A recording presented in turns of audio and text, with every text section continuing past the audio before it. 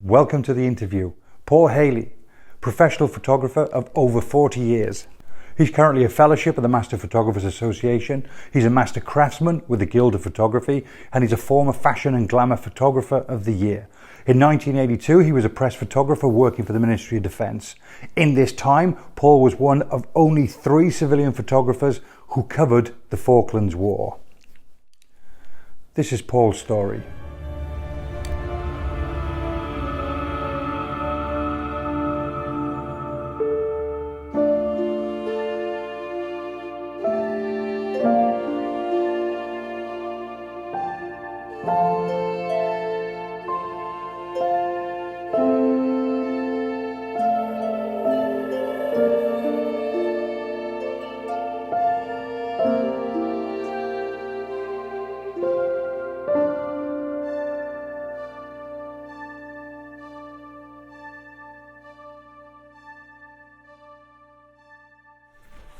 Good to see you after all these years. Okay, nice to see you again.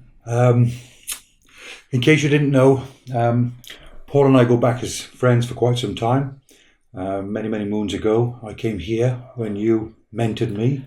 Yeah. So I think it's fair to say that... Nudged you in the right direction. In the right direction. But yeah, for qualifications, and it's done me well for competitions and so on and so forth. And well, eternally grateful for that and forever will be. No. So thank you very much indeed. But now it's great to have a reverse role. But the reason why we're having this conversation now is because I remember when I came to your house all those years ago, we sat down, had a coffee and looked over some of your pictures and talked about your illustrious career. And I thought, I thoroughly enjoyed that conversation all those years ago, and I'm sure my viewers and listeners will also enjoy that conversation. So where do we start? With a double whiskey, probably. Oh, yeah. How many years have you been a photographer? You're retired now, I think it's fair I'm to sort say. of retired now, yeah. Okay. I'm still messing about with little bits, but I started taking photographs when I was 1 year old. All right. So, do you want the full story, or shall we leave that out? What sort of camera was that when you were 1? I don't remember, but on my first birthday, I wasn't walking, and my mum propped me up against a chair and then stepped back with the camera to take a photograph of me. And Right. I set off walking towards her and grabbed hold of the camera. Right. So she knew from then that I was going to be a photographer. So That sounded a bit rude when I said that, by the way. What sort of camera when you were 1? I've no idea what it was. It was a folding bellows thing, but because I remember it because it was still there, later. But my dad was a keen amateur photographer, and eventually we built a darkroom at the house in the spare room. Wow. When I was about 8 or 9, Wow. started printing black and white stuff. And then I did my first wedding by myself. I helped my dad a couple of times, and I did a first wedding by myself at 15. So started then. 15? Oh. Just a boy? So that was 1965 when I was 15, born in 50. So, oh my God. Yeah. Wow. Of course, it's very different to wedding photography of today. A lot different now. Very different indeed. Yeah, we probably made more money then, but a lot more money. Probably charging about the same price as some people are charging now. And worked a lot less hours. Maximum 3 hours. For a wedding? 3 hours. Yeah. There's a chair, bride sit there, groom stand there, all the family around, take a picture, next. Sort of, not quite like that, but yeah, I mean, even in 88, 87, 88, when I was doing weddings in Ossett, still on film, right. It was 3 hours in between. I once booked 3 on a day, which is far too many, but I did 2 weddings a day most weekends, most Saturdays. So not only were you charging as much then as most photographers charge now, I mean, I got in after midnight last night, having shot a wedding yesterday. I never get in that late, by the way, but just so happens it was a really nice wedding. It was at Ripley Castle, and there was fireworks. Of course, in the summer, you can't have fireworks until 10:30. Yeah, that's right. So they paid for us to stop. But that was a full 12-hour shift. Yeah. So in a 6-hour shift, you've shot 2 weddings and made twice as much money, and you're home with your feet up in front of the fire. Yeah. Wow. Yeah. And then, possibly waiting for somebody else to process the films on Monday morning. Somebody else? Yeah. Although, actually, when I had my studio, I then had a film processing and printing stuff as well. But a lot of people just used to send the stuff away. Didn't they? Wow, that's awesome. So, age 15, started your photography career, and then working for yourself?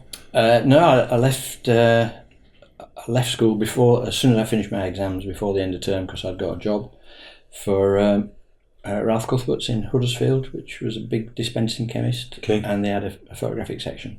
Well, they called it a photographic section, but it was really just a develop and print darkroom. Right. They didn't take photographs there. Right. But I'd been working there about a year, just selling cameras in the camera shop part of it, and then a job came up in the D&P darkroom, and I asked the boss, shall I put in for that job and I can leave school? And he said, no, there's no point in you putting in for it. And I was really disappointed, and he said, it's your job if you want it, you just start. Oh, right. So they wrote a letter to school saying I'd got a full-time job, and I went there. And you could just leave school at the age of 15? Yeah, it was about 3 months before my birthday. So I left and straight into a job, which was that was absolutely incredible. So I worked in the darkroom there for about 3 months full time, and then Montgomery's in Huddersfield wanted an apprentice photographer, and so I put in for that and got that job. So wow. I went to Montgomery's for as an apprentice, and it was a proper apprenticeship in those days. You got paid no money at all, but went out with him on the jobs and learned on the job for him. And then, sadly for me, really, he retired. He was quite old anyway, and wasn't a well man, and he retired. But he knew John Leach, that owned Leach's in Brighouse, the colour printing place, and asked them if they'd take on my apprenticeship and take me on. Can I just ask what year roughly this was? It was about 67. Wow. 1967. Wow. 66 even. So what pictures were you developing in the darkroom in those days? Well, they were just D&P films. People, just literally enthusiasts with their cameras coming in, like a modern day Max Spielman or Boots the Chemist. Just okay. That. So you weren't solely responsible for post processing, shall we say, in the darkroom. Other professional photographers, or was it a bit of both? Well, at that time where we were. It was only black and white we were processing. The colour was sent away, but there was very little colour in 60. Absolutely, 66. Yeah. It came within about a year and a half of that, and so we were just processing people's holiday films, really, and printing them to 5x3 or something. Yeah, as a child, I can remember getting my first Kodak camera, and that was black and white. I was born in 61, so I must have been 8 or 9 when I think my parents bought me a Kodak camera, and I think that was in black and white then. Yeah, because there was colour transparency film, but very little colour neg. And then when that came in, I went on a course to Kodak down in Hemel Hempstead, and it was the first colour processing course that they'd run. Wow. There was about 10 of us on there. Wow. And that was while I was still at Montgomery's, so it'd be late 66, probably. Wow. So yeah, it was just coming in. That sounds now like as if that was hundreds of years ago, but it really wasn't. It was in a blink of an eye. It feels like a while ago now. I'm just getting old, that's the trouble. But yeah, it was. So I'd done the colour course down at Kodak, and that was one of the reasons why I then got the job at Leach. Wow. So I went to Leach as a colour printer, and then became a colour assessor with running 3 printers. But I was still doing photography. I was still doing my own weddings at that time, and a few portraits, not many, but mainly weddings. And then I put in for a job for Ministry of Defence as a photographer. Right. Went to Birmingham for the interview, and then they carried on asking me all the way through this interview, would you be prepared to work in London? And I didn't want to work in London at all. And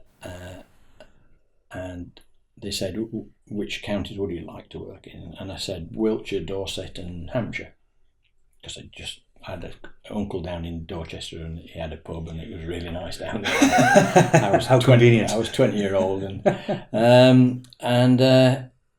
when I got the letter, it was obviously a fat letter, so there was a return envelope in there. So I knew I'd been offered a job. And right. So before I opened it, I thought, right, if it's for London, I'm going to refuse it. And I opened it up, and it was Wiltshire. It was a School of Artillery at Larkhill as a photographer, and so I took it. So you were working for like the Ministry of Defence, but as a civilian photographer. Yeah. At that time, they had probably, I'm not sure of the figures, but certainly 200 or 300 photographers all over the place. In the armed forces themselves? No. As civilians? As civilian photographers. It was a civil service post. But they just happened to be... So what happened to the military photographers then? Was it just... They didn't... Well, they had military photographers, but they tended to do specific jobs like intelligence and local PR, local public relations. And then were generally at the beck and call of the generals wherever they worked, and so ended up doing group photographs in the mess and things like that. Your award ceremonies and all that typical thing, yeah. So grip and grins, they were called. Grip and grins. So whereas the MOD photographers were more specialist in mainly commercial industrial photography, really. So a little bit of public relations, but most places like the Royal Aircraft Establishment at Farnborough or something like that, they'd be working on how they used to piece aircraft back together again after crashes and things like that, and photographing damage and stuff like that. And so I was we were at the School of Artillery at Larkhill, where we had a big trial section, so any new equipment that they were trialling would be photographed, and anything that went wrong with it, defects and things like that, would be photographed. So it was industrial sort of stuff. Wow. A lot of aerial stuff. It was a great job. I really enjoyed it when I was there, and it was going from just colour printing and colour assessing to getting my first proper photographic job. So that starts taking the pictures, developing them, and then presenting the pictures to whoever. Yeah, it could be for a report for something, or a slide presentation for visiting dignitaries or whatever. Yeah. A lot in photography, I think we all think that we know our little bit, and then you go somewhere else and it's slightly different. And I mean, the main thing about it was that I was getting paid for doing what I absolutely loved, and I've always thought that I've been paid for doing my hobby, really. Sure. Which is fantastic, isn't it? So I'd been at Larkhill just short of 3 years, and a job came up on the thing for a senior photographer at Soldier magazine. And the youngest senior photographer was about 32-year-old in the Ministry of Defence. So I thought, well, I've no chance of getting that. And the guy that I worked with said, if you don't put in for it, you'll definitely not get it. Fair point. So just like winning the lottery. Yeah, that's right. If you don't buy a ticket, which I don't, you're guaranteed never to win. So I put in for it just to show him that he was wrong. Right. But the thing about the interview, it said must be prepared to travel anywhere in the world at 24 hours notice. Right. And I thought that sounds really cool, doesn't it? It certainly does. I mean, all those lovely holiday destinations you could go to, that's what I'll be thinking. Yeah. So, and talking about a guy from the Colne Valley who'd never been out of the Colne Valley. I was shooting weddings yesterday. Yeah. When I went to Soldier magazine, well, in fact, when I went to obviously when I went to Larkhill, I'd been around England on holidays and things like that, but I'd never been abroad. I'd never flown. And I went to Larkhill, and within the first month I was doing aerial photographs out of helicopters on a fairly regular basis and things like that. So that was, it was a great job. It was really good. So I got the job at Soldier magazine and went there, and then started travelling the world.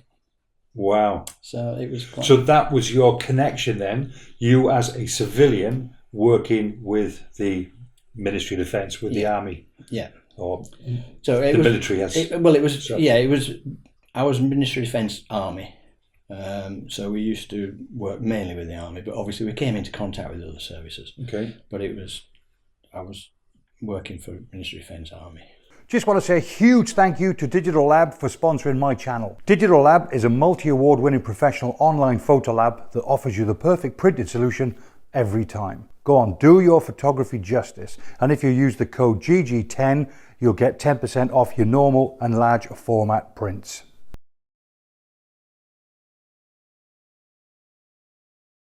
So let's fast forward to 1982. I was in the RAF at the time, and even I got a message. I was on holiday at the time. Right. Said I'm now on standby for this thing called an invasion of the Falklands. And I've got to be completely honest with you, at the time I thought, where in Scotland is that? Because I'd never heard of it before. No, I think everybody did, didn't they? Never. Yeah, we thought the same. And of course I wasn't sure if it was an exercise, but of course when you're told it's not an exercise, you just have to take it that it's not an exercise. So even I came back off my holidays, and then the attachment that I was with, a thing called Tactical Supply Wing, we were then shipped off, obviously in the very early days of the Falklands kicking off. I was quite fortunate. I just did my Falklands career, but I was in Dakar, West Africa. All right. But this is what I really want to talk to you about. Talk me through that process then. You must have got a phone call like mine. No. With different consequences at the end of it. It was... it was really frustrating, the build-up to the Falklands for Soldier, because we were told, we obviously asked as soon as it came up, to go, and we were told early on that we definitely wouldn't be going. Right. There was no space. Is this you as a photographer, or are you talking about the army who you were attached to? No, we were a separate unit. Soldier Magazine was just a pure civilian unit. Okay. It had at that time we had 4 photographers and 4 writers, right, and then an editor, sub-editor, and support staff and things. And so we had a fairly free rein to go anywhere that we wanted. But the Falklands, you couldn't just get on an aircraft and fly out there. Sure. So we asked to go. And we were told no. And without getting political, it's just that it happened this way. It was a Downing Street edict that the press weren't going to go. Eventually they gave way and they let about 18 journalists go and 2 photographers, Tom Smith, who worked at the Daily Express at the time, and Martin Cleaver, who worked for Press Association. Right. And they were the only ones going, and they had to feed their copy back to London. Oh, right. And then it was going to be distributed throughout the world. Sure. And that was what we were told. So I spent lots of time going down to various ports and photographing ships getting ready and sailing away and with other units on, and going, in Aldershot, we were based in Aldershot, and the Paras were there, and both 2 and 3 Para went, and I went and photographed them all going. Right. We were all getting really despondent because that's where the action was, and that's why we worked at Soldier, was to cover that sort of thing. So your thought process now then, Paul, is you're thinking you could get the opportunity to go to a war-torn situation to take photographs, and in your own mindset then, were you excited about that? Yeah, we were excited until we were told we couldn't go. I mean, anybody, right. Any of us was, because I'd done, I'd been on Soldier, I joined Soldier in 1974, so I'd been on Soldier 8 years. Right. And so I'd done loads of exercises, right. And we'd also done, we used to go to Northern Ireland 2 or 3 times a year. Okay. It's called active service. If you're going anywhere, you go into a zone and you're told that you're going into active service. Sure. So it's an official sort of thing. And so I'd done a few things like that were active service. Northern Ireland always was when we went. And then we did some places that we went to. that we then couldn't do a story on, and so nothing came in the press. But it was an active service zone. I went to Cyprus in '74 when the Turks came over and started napalming the forest and things in Cyprus and stuff. So I went there during that, and I'm just thinking, well, yeah, that's fine. So you've seen you've seen a little bit of action. And Tbilisi, the Guatemalans were threatening to come over the border at one time, and there that was a fairly sort of hot situation. Again, lots of them were quite hot at the time, but then nothing drastic happened, and so they didn't make much of a story. Sure.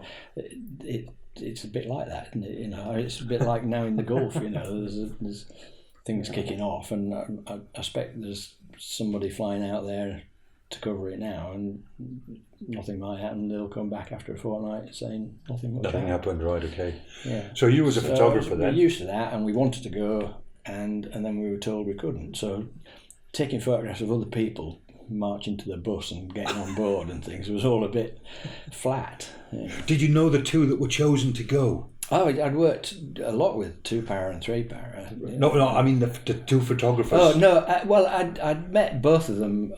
Yes, I sort of knew them. Yeah. Okay. We used to do a lot of Royal Rota stuff where, the Queen visiting a military unit and things, and they assign 10 photographers to it.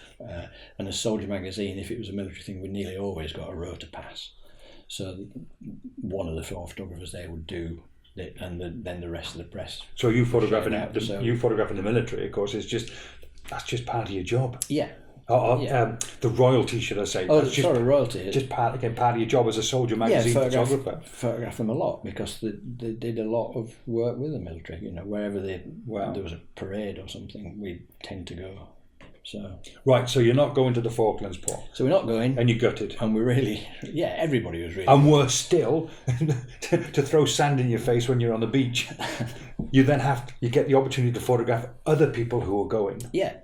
And going down onto the ships, and I went, down to Portsmouth, I think it was, where Nolan sailed from with 2-para on, and went on board the ship and took photographs of the guys there getting ready to go and things, and then got off and she sailed away, and you just think, really ridiculous. And of course, not glorifying any of this. At the end of the day, you, without stating the obvious, didn't know what the Falklands War was going to turn into. No, I mean, nobody knew that. It was just a theory, just a detachment. We're going to send some soldiers and everything's going to be fine again. And they're going to say they're sorry and move off, and I mean, that was right until months later.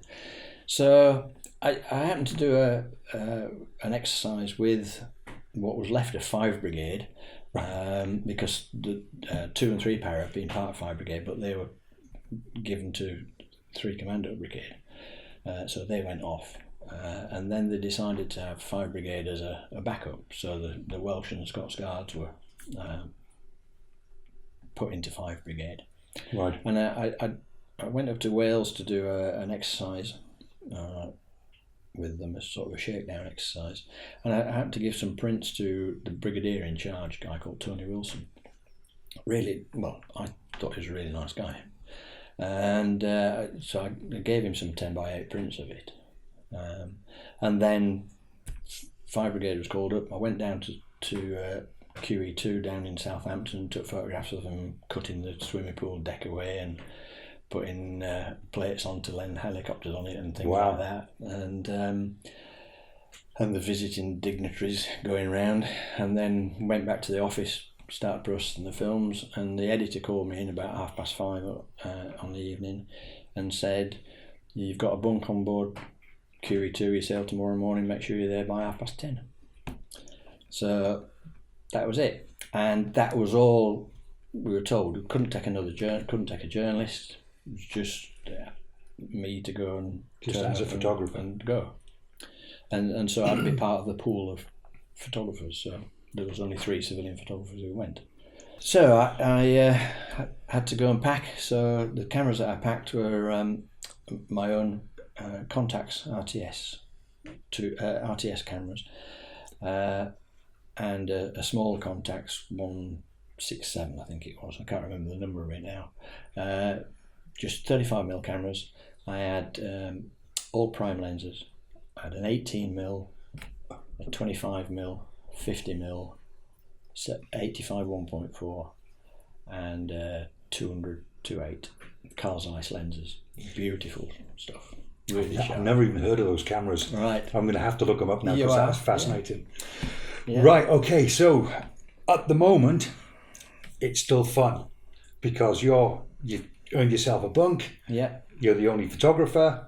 I'm guessing you're going to very quickly get to know the guys. How long did it take you to get to the Falklands? Oh, don't ask me days. I can't remember. No, roughly a week or something? No, it was 2 about weeks? 3 weeks. I think. 3 weeks to get to the Falklands. 2 weeks, yeah. Had anything developed in that time when you were travelling to the Falklands? It got serious when we were about near Ascension Islands. Right. And I think it was Sheffield, HMS Sheffield got hit, and right. And Antrim, I think, was sunk as well, and so no landings had taken place. There were special forces landings. Sure. But so we heard of the casualties from the ships and things, and it was fairly obvious then that we were going to go to war. Right. So I went up to see Tony Wilson, the brigadier, because I didn't know what I was doing. I mean, I was just photographing everything I could in sight.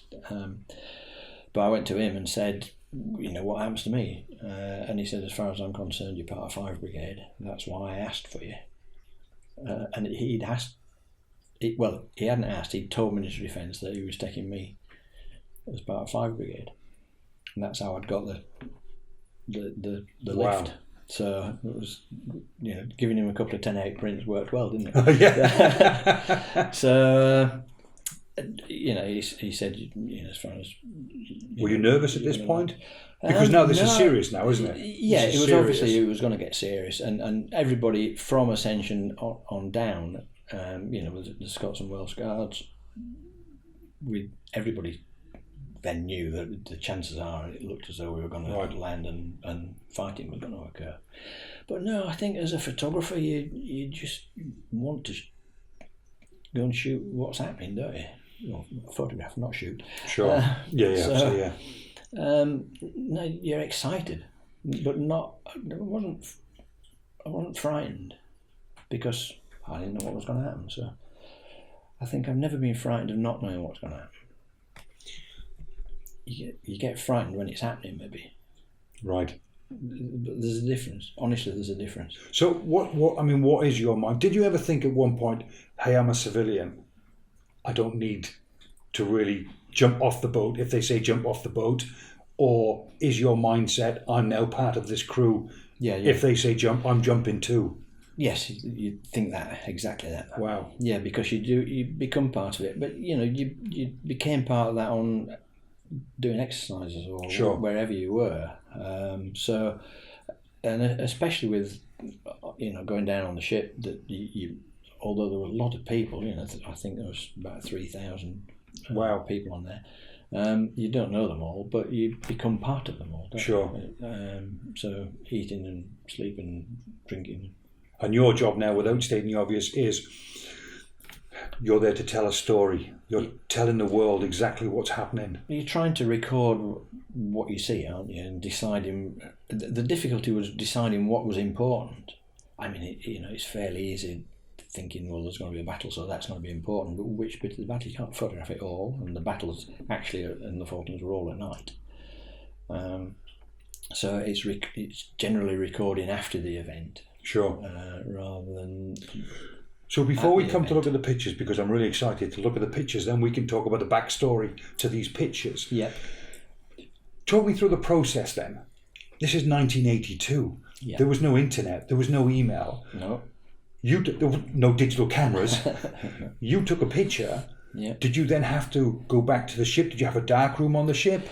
Some of the ships had dark rooms. How did the pictures go to the national press in the UK and around the world? They were... What happened was... Right. On landing, what happened, because that's when I lost control. I had no darkroom at all, obviously, when I landed. There was a darkroom on QE2, Sure. So some of the stuff I processed, but getting it back from QE2 was impossible. So what I did was pack the films up unprocessed, and then whenever I got an opportunity, if somebody was leaving the ship, because she called at a few places on the way down, she called in Sierra Leone to take on water and fuel, and a vicar got on board, and so I gave him some packs of film and asked him to get them back to MOD London by hand of pilot. Wow. From a plane. So you just go to the airport, and it used to be a fairly common thing to go to the airport and ask for a pilot who was going back and give them to the hand of the pilot. It was sort of allowed through customs. So what's the length of time then? Well, I don't know, because I wasn't back in London, so, but a long time, you know. Yeah, but those pictures we see in newspapers, in all the daily tabloids, I mean, throughout the world. Yeah. A lot of them were your pictures. Yeah. And obviously now they were pictures that were taken 5 minutes ago. Yeah, no, they probably 3 or 4 days. But I mean, I wasn't seeing any of those either, so I didn't know when they came out either. So, right, I wow. didn't have any contact at all. Wow. So, and I didn't know whether there was anything on the films, to be honest. It's an amazing process, isn't it? Really, yeah, you shoot some stuff and send it away. So once I landed, I photographed. I was a proper press photographer, NUJ photographer, so I had a press card, and I photographed my press card and the number of the film written in my notebook. Sure. On the first frame of every film. Right. So that, because they were then disappearing, so right. Or if I'd have got killed, then at least they'd have known what the film was and who had taken it. So I started doing that as soon as we landed. And then I was packing them up into 4 or 5 films in a pack, and then whenever a helicopter came anywhere near me, I'd run and it was dropping people off. I'd run to the pilot and give it the pilot a helicopter and say, "Can you get that back to whatever ship's in San Carlos at the time?" Because you never knew what ship was going to be where. Sure. So, and the pilots used to take them back, and the people on the ship would process the films and then somehow pick an image out. I don't know how. Sometimes when I look at the images that were sent back and I look at other images that were there, I wonder. I think it's fair to say you're working under a bit of pressure. You can make a mistake or two. Yeah, well, but it was something that I was, a press photographer. I mean, it was something that you did anyway. It was manual focus cameras, it was manual exposures. I was going to say, I was actually going to come on to that. I was going to ask, what modes did you actually shoot in? I shot in, with the contacts, I shot in aperture priority. Okay. But it was obviously manual focus, and it had a built-in rangefinder, built-in light meter. Okay. So it was a beautiful camera. I absolutely loved the Contax RTS cameras. Better at the time than the Nikons, seriously better. But and then you could override it really quickly.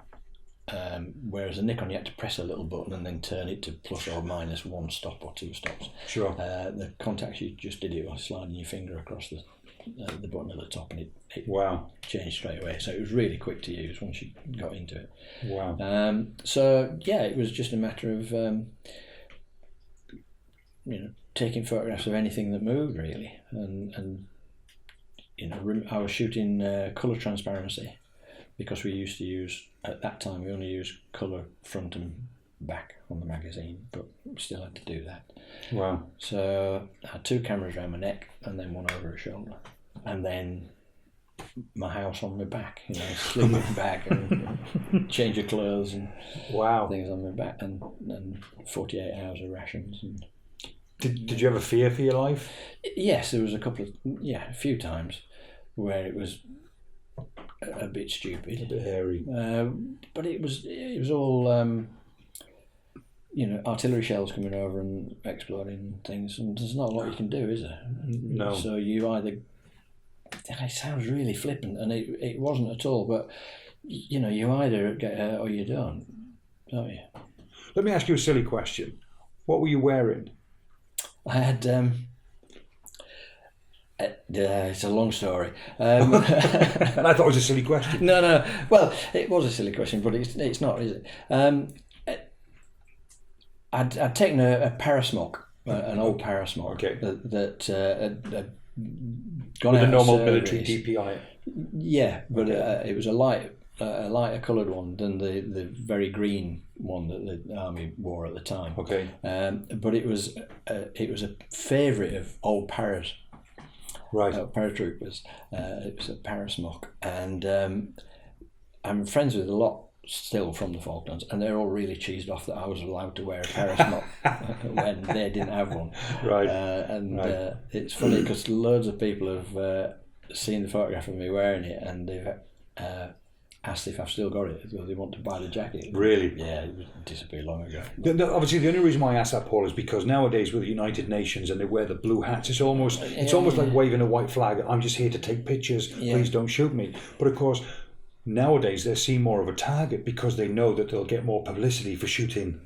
Yeah, it's a difficult one, isn't it? Yeah. It's. I just wondered if you were dressed up military DP. I was because I didn't have anything to wear. Really. Right. I mean, I'd gone down expecting to sort of come back as soon as we got to Ascension or where we were going, or that it wouldn't even happen anyway. Okay. So, fortunately for me, a Gurkha fell down some steps on the QE2 and broke his arm, and he was casevaced out to somewhere from Ascension, I think. And then at Ascension, I was told that I was definitely going to land, part of the brigade anyway.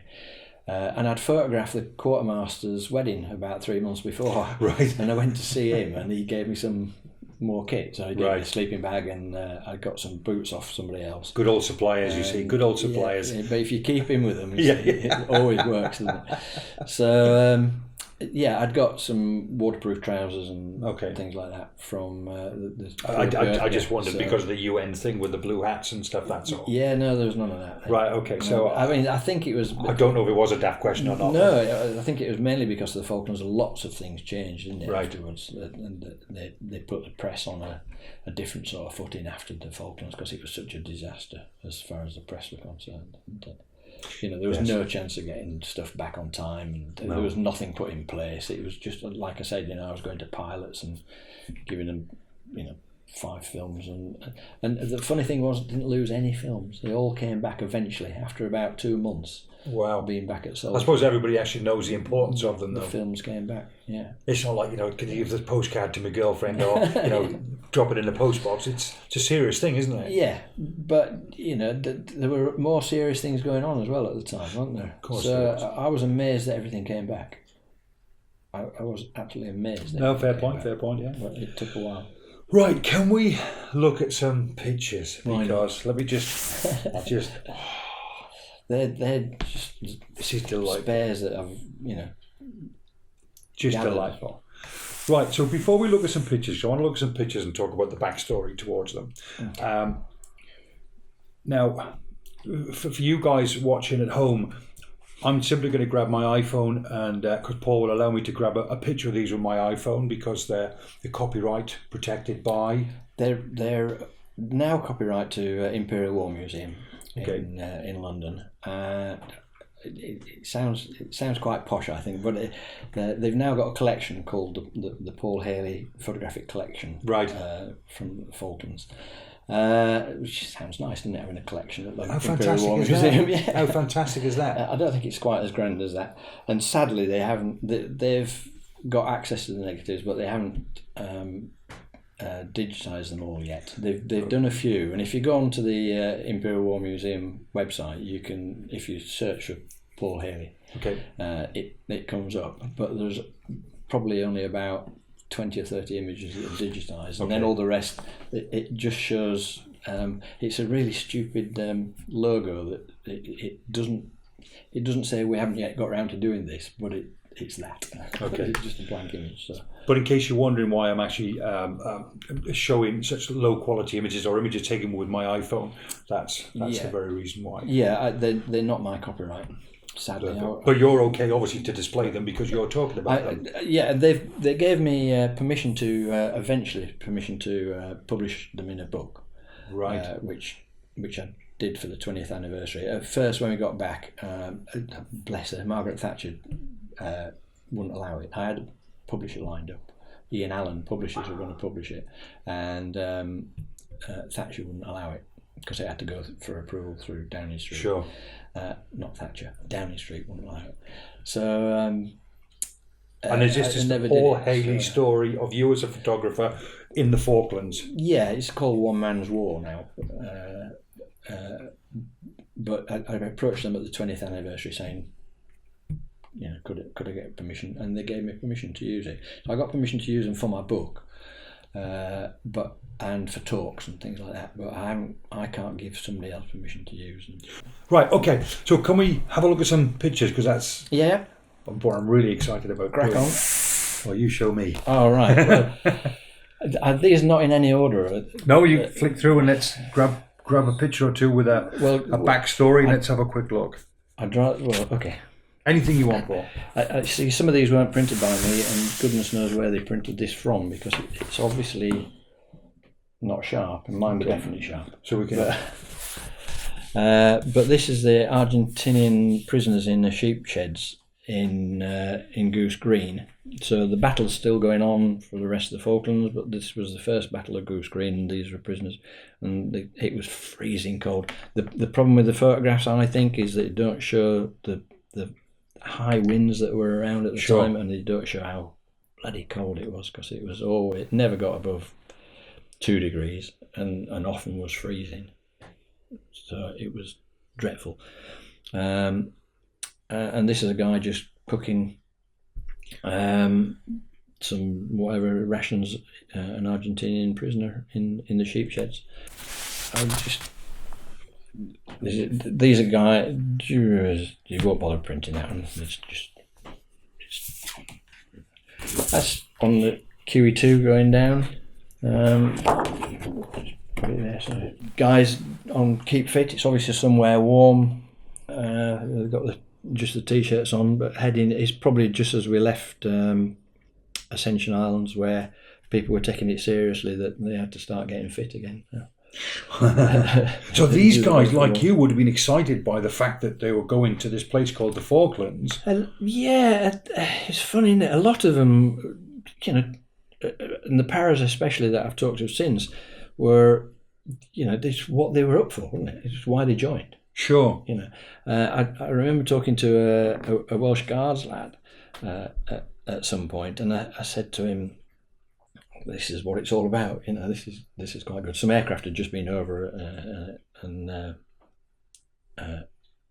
Argentinian aircraft had just flown over and going around to attack somewhere else, which turned out to be the Gough.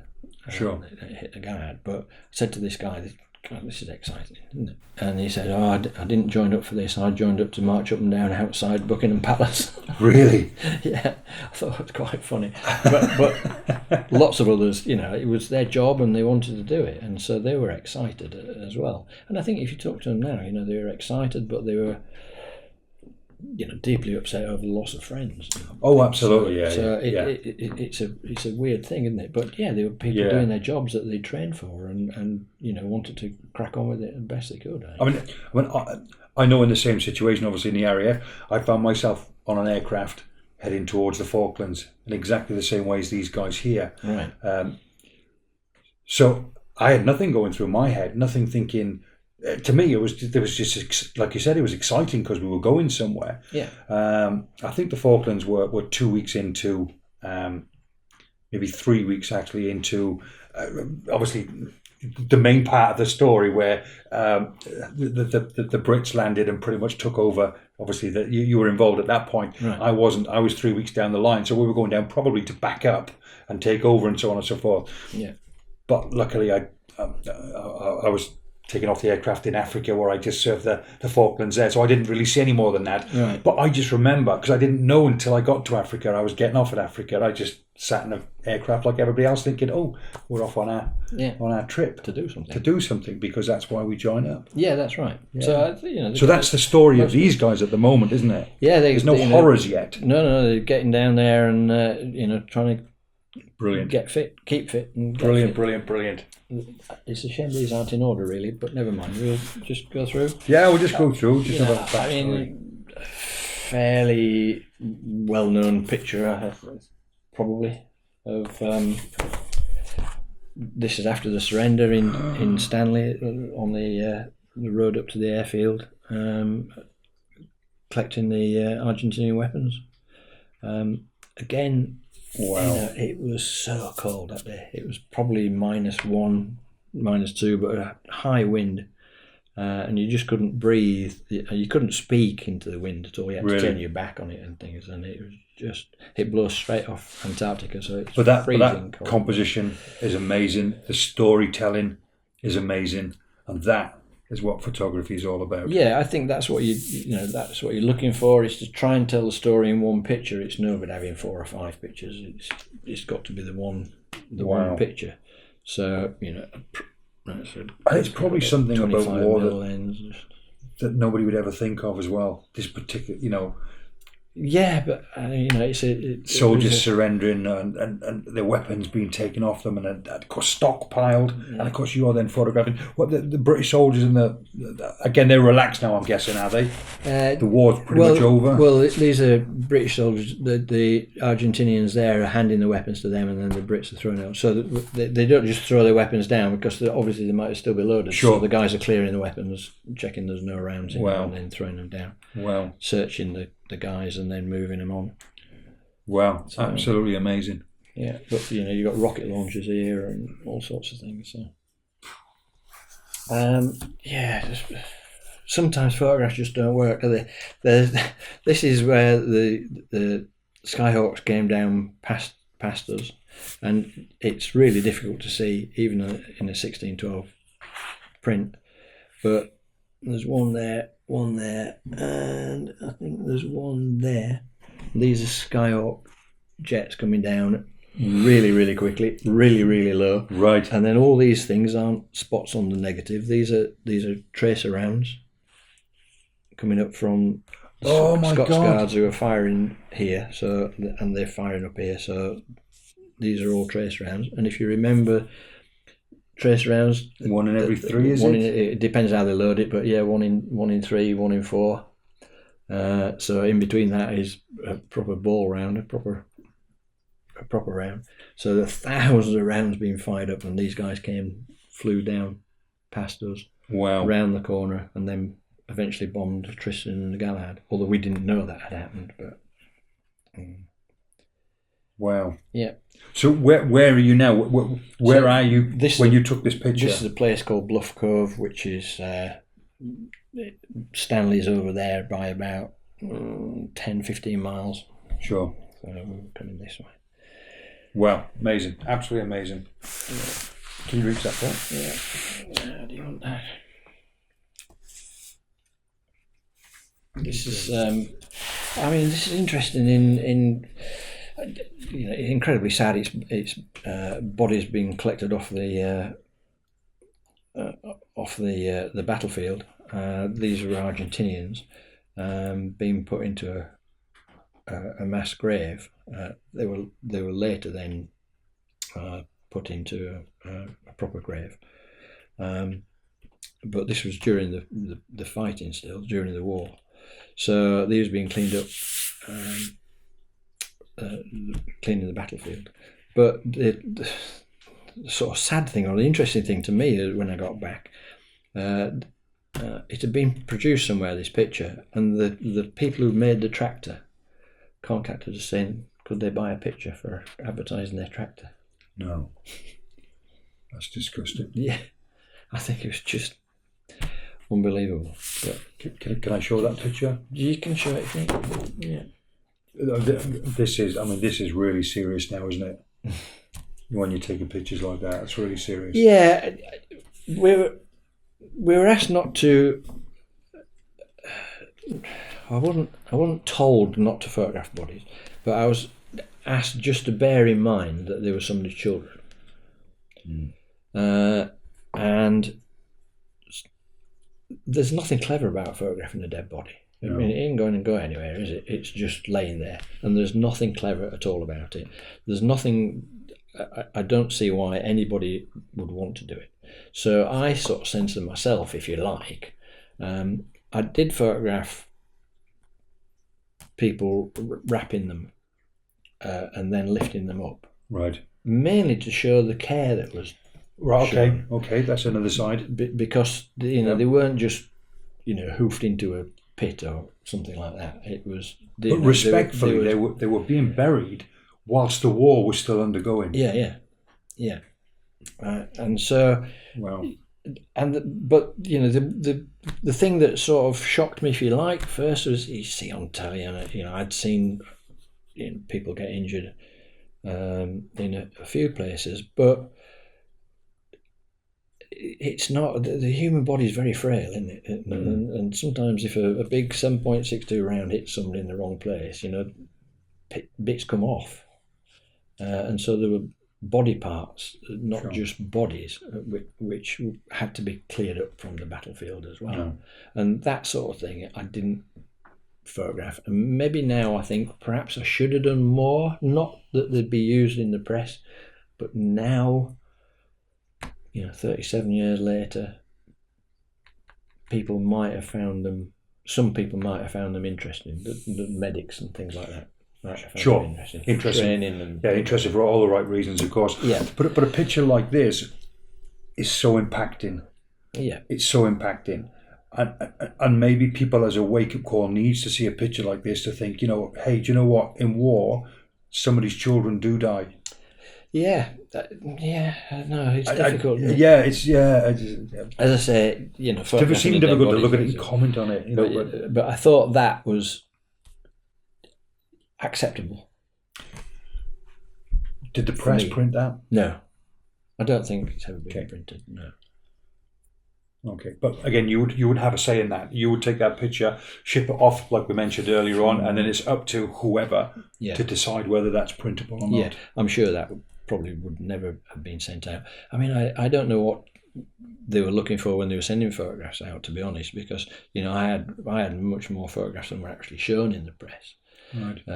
But at the time, I gather there was very little shown in the press. I've seen cuttings from newspapers later. Yeah, I've seen some of yours as well. Street photography, one of my favourite things. That's on the first evening in Stanley. These are Argentinian. Well, they weren't actually prisoners at this time. They were queuing for some food, and the rest of the British troops hadn't come in to Stanley. But he still got his weapon. Oh yeah, they're all still armed. Yeah. But the ceasefire hadn't been signed, but the check fire had.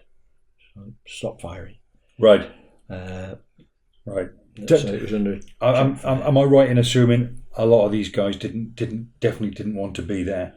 I don't want to get political. No. Were they happy it was over? Yes, I think so. But I mean, some weren't, were they? If you look at the eyes on some, they're not happy. But I think he was quite chuffed. Yeah, you can see attitude and happy in the same picture. Yeah, I mean, he's definitely Yeah. But you don't know their backstory as well. No, I don't. I've got a friend. It's somebody on Facebook is doing research in Argentina, and he's asked if he can have a few of my photographs that he's now got, doing research and picking out names of people, trying to find them, which is quite interesting. Wow! So it's an ongoing story. So you never know. One day I might get there and meet some of them. So that would be absolutely brilliant. But this picture. Okay. It's got these little pictures were in the Argentinian ration packs. This is Madonna and child. But they say a press photographer shouldn't interfere with things. Right. But that rifle was sort of halfway down the pack, and so I pulled it out and put it on top to photograph it because I wanted to photograph that. Sure. There is an argument that I shouldn't have done that because I've then interfered with the picture. Sure. So it's should it ever be used or not? But it's a story you wanted to tell. I'll let other people answer it. Yeah, that's right. Because it's telling. To If me, you'd it's telling the stuck story. if you'd stuck that on there, then that's different. Yeah, that would. It was be on there. You noticed it, so let's put it Yeah. on top so we can take a picture. I don't think that's wrong. Yeah. I don't think that's wrong in any way, shape, or form. But it is one of those things. This is from a series when I first landed, but again, it just it tells a story well. There are better ones, I think. Somebody else chose that to print that for Imperial War Museum, Manchester, I think, and they're on display. And absolutely none of this is set up. No. Without stating the obvious. No. That's you with the free rein wandering around. Yeah, You can see what's going on in your storytelling. I was quite fortunate that Brigadier Wilson just said, "Do what you want to do." Was there ever any mention of propaganda? No. No? Okay. No, he just said, do what you want to do. Move the best you can. If you want to get on board a helicopter, just talk to the loadmaster and tell him who you are, and that'll be fine. And so I did that, and I thumbed lifts in helicopters sometimes, and to get around. Nobody was looking after me, but I couldn't have been looked after better. Sure. It was just do what you want to do and and crack on, sort of thing. So, this is the first day of landing. When 5th Brigade landed, I came ashore in one of these landing craft and landed, and then just photographed what was going on the beach. After that, I wanted the Battle of Darwin and Gough Green had already happened, so I wanted to get forward. And as soon as I landed, my own thinking was to move forward, sure, as quick as I could, to where things were going on. So this one's moving forward, probably a bit too far forward. We were shelled all afternoon by the Argentinian guns. This is with the Scots Guards digging in on Goat Ridge. So Stanley's that away, and you see all the guys here. The white thing going off is phosphorus from a grenade. Fortunately, the soldier had taken his webbing off and put it down, and that got hit by fragmentation from a shell and set his phosphor grenade off. Oh my god! So what are these characters doing? Because we're all digging in like mad, digging trenches as quick as you could. Right. I mean, the daft thing is you can see people here looking towards where these two shells have gone off instead of carrying on digging and getting them in. This was the front of my trench. You had to dig in as well? I'd been on exercise with the army a few times and seen they all carry their own spade on the back, and I thought, why don't they just share one between two or something, or carrying your own? Yeah. It's only when you start getting shelled you realise that you don't want to wait for somebody else's trench shovel. Yeah, just when you're ready. Yeah. So it taught me a lesson. But you see all this is mainly mud coming up because this was it's just peat bogs, and actually digging trenches is fairly useless because as soon as you dig the trench, lift the peat up, it just fills with water anyway. So you just sat in water then, and it's 2 degrees. It was miserable. And the perspective of you as a photographer, down low, shooting through grass. No, but it's brilliant because in that picture I can see you. I can see you doing that, and it's just awesome. Yeah, so that's as a photographer point of view. Yeah, but you see, as a photographer, I really don't want to sound as if I'm glorifying any of this because I'm certainly not. But no. As a photographer, any photographer would have done it. Sure. What are you going to do? I mean, I said a really naff thing. It was quoted in Amateur Photographer when I got back after being back about 2 months. Amateur Photographer did a story on me, and the guy said, what did you do? And I said, well, I hid behind my camera. And when I read it then, I thought, what a stupid thing to say. But actually you do. You hide behind your camera, don't you? Sure. And I think, don't you do that at weddings sometimes? You might, you put on an act for the day. Yeah. And really, you're hiding behind your camera. It's not how you are really on a wedding day, probably. I'm a big unit. I'm a big unit. No, but I do get what you're saying, of course. But but I did. You hide behind your camera because somehow you're then looking through this window, and it's not going to hit you, is it? Because you're only taking photographs. Sure. Then you're not part of the wall. You're just a photographer. Yeah. So, so from there at Goat Ridge, did we just for the camera, just so I know which one we're talking about? Thank you. It's the same one. It was the Scots Guards preparing for the Battle of Tumbledown, and I think it was obviously at night. I went to the start line to see them setting off. I didn't bother taking flash with me. I decided not to take flash at all. I took it on the QE2 and then I left it when I realised that I was going to have to land and walk and carry things. So I left the flash guns behind. As a conscious decision, and the motor drives. That's interesting, Paul, though, because as a war photographer, how do you take pictures at night? That's right, and you've only got 400 ISO film that I was uprating to 800 ISO, but pushing it one stop. So you'd only had 800 ISO. There was no such thing as whatever it is now, 255,000 ISO or something stupid. I mean, you stuck with film. I mean, the transparency film was 200. So everything is just a long old shutter speed. Well, you aperture wide open. Nothing to see at night. It was just pitch black, and there's no street lights or anything. No. I mean, he's talking about pitch blackness. Okay. Until it goes noisy and the rounds start firing and the flares and mortars start going off. So there was nothing to do. But I was only at the one battle, which was Battle for Tumbledown, and I watched them go off. And then we started getting shelled where we were by the big guns that were in Stanley. 155 guns, and that's a bit surreal. Just sat in the dark. I was sat next to a Scots Guards vicar, Padre Angus Smith, and we were chatting away with our feet in the trench in sort of a foot of water. It was horrible and cold and wet, and the shrapnel was hitting the rocks, and the sparks fly, and then you hear the bang. Sure. And he said, I think we ought to pray, Paul. And I said, Angus, I've told you before, I'm not religious. I just don't believe. I don't mind anybody else being, but I don't believe. And he said, you must have more faith than me, because at this time most people would probably pray. Wow. And so that is serious when a padre tells you, I think we should pray.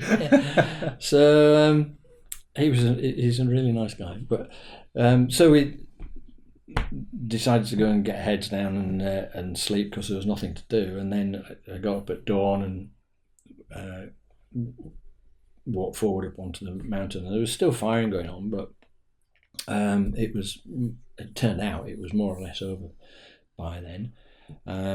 Although one guy did actually get shot in the last sort of 30 minutes we were there. But I got up on top of Tumbledown Mountain, and they'd had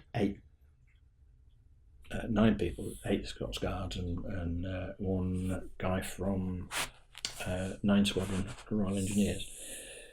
So they had 9 killed and 40 odd wounded that night. Horrendous battle. And I got up onto the top and I was taking a couple of photographs of them. They were just clearing the area. And on that radio there, it came through check fire. So check fire, for anybody that doesn't know, that means ceasefire. It means stop firing, but the war's not over. Right. Just check fire for now. So it could be anything really. Check fire. Okay. There might be friendly forces suddenly got lost and been in front of you or something like that. And So both sides check fire. universally agree to just. But then eventually it was a proper check fire, and it came through. The Argentinians have surrendered, but obviously the surrender wasn't signed by then. Sure. So it could still be volatile. Sure. And in fact, and there was a later battle for Sapper Hill, just next hill along to the south from Tumbledown. But at this moment it was check fire, and so I absolutely hated group photographs in the army, but I knew that I had to have a group photograph. Oh, that's different. That's not just a group photo. Yeah, and this is G Company, 7 Platoon G Company of the Scots Guards. Wow. And I wanted them to get down, but they were all jumping around and hugging each other and things like that. Wow. And so I was swearing at them, I won't bother saying it, to get down. I mean, this guy, sit down, and I was just pushing these huge guys around, because I'm not very big myself. You'd have managed it a lot better, probably. Because I could see the snow was coming in here. It started snowing, and the snow was coming in, and this hill was disappearing from view. And so I knew I didn't have long, and I was like, sit down. Wow. And I stepped back, and I took, I think, 2 frames in black and white and 2 frames in colour transparency. And the snow came in, and I couldn't see anything. It was just complete whiteout. So it was a cracking picture, and it made all over the world eventually, because it tells it all, doesn't it? So that is an iconic picture. I hope every one of these soldiers, God willing, if they're still alive today, have seen this picture or have a copy of it. I'm actually friends with quite a few of them, and I was made an honorary member of the Scots Guards Tumbledown Association, and they're really nice guys. And it was sort of quite humbling. On the 20th anniversary, they invited me to be a member of the association, and I went to Blackpool where they have their reunion. They're there this weekend because it's the 37th anniversary. Was it really? Yesterday. Wow. Of the ceasefire. So, and they invite me every year, but I didn't go this year. And they were chatting, and they would say, "Well, you were braver than us because you didn't even have a weapon to fight back." And I said, "Don't be stupid. That's not being brave, taking photographs." But they're really nice guys. So wow, quite funny, iconic. Yeah, beautiful. It made well, that picture. It did tell a story. So after that, from there, it was to get into Stanley, again photographing whatever there was going on in Stanley at the time, and then to try and eventually get home. What a chapter in your life! It's quite interesting. What a chapter in anybody's life. Quickly. Yeah. Wow. Yeah, it's. I've been back. Well, I went back when I was on the magazine. I went back twice, but it was always to do stories of the then. When they opened the new airport, I went down on the first flight in and photographed that. What sort of memories did that bring back for you? Well, it didn't bring any really, because I didn't go to places where I wanted to go and see. So I had no closure at all on it. Oh, right. And I went back another time, and we did a quick tour of some of the battlefields, and then we were doing stories on what was happening then. So that it was, people exercising out there and doing things. And so I didn't actually go back, like for me, to go back and to do the things that I wanted to do until 2016. And I went back with a group of veterans. Right. And they happened to be 2 para and 2 of the chefs from the Norland ship, who was down there over a year. The Norland stayed down. Right. The longest serving ship in the Falklands. And I could actually go and, I tried to find this spot on Tumbledown. I tried to find some of the places that I'd photographed before and recreate some of the photographs and things. So, and then I went back in last year, 2018, with the same group of guys. Wow! Imagine if you had And the that was opportunity brilliant. to reenact that. Yeah, it'd be good reshoot with some of that. the guys. Yeah, yeah, Yeah, fingers crossed they're all still alive and well. yeah. Well, yeah. There's a couple of them died. Oh, that's Cancer very, things. very sad. Yeah, yeah. But I mean, these survived. But Well, look, so that was about it. there's so much more to your career. What I'd like to do now, there's so much more. I mean, you've brought album after album after album. I didn't know what you wanted to see, really. So. I'm probably going to wrap it up there. Right. I'm going to ask people to comment and ask if they'd like me to come back and, with your permission, I'd love to come back and continue this conversation and talk more about you, Paul, as a photographer. Because what a lot of people don't actually know is just later on in your career, I'm probably going to jump ahead now, but not only did you shoot wedding photography, this is where our connection came from all those years ago, but you achieved the highest honour with your fellowship in photography. Yeah, that's fair to say. A very different subject. Very different subject. A very different subject. Is it art nude? Yes. Is that what it's called? Is that the subject? It wasn't then. No, it was a pictorial. I think it was given the title of. But Okay. It's yeah. I've seen your body of work and it's absolutely fascinating. So I'd love to cover that separately if I have your permission. Great to come back to your home and have another cup of coffee. No worries. Paul, thank you very much indeed. Cheers. Thank you very much indeed. Thank you.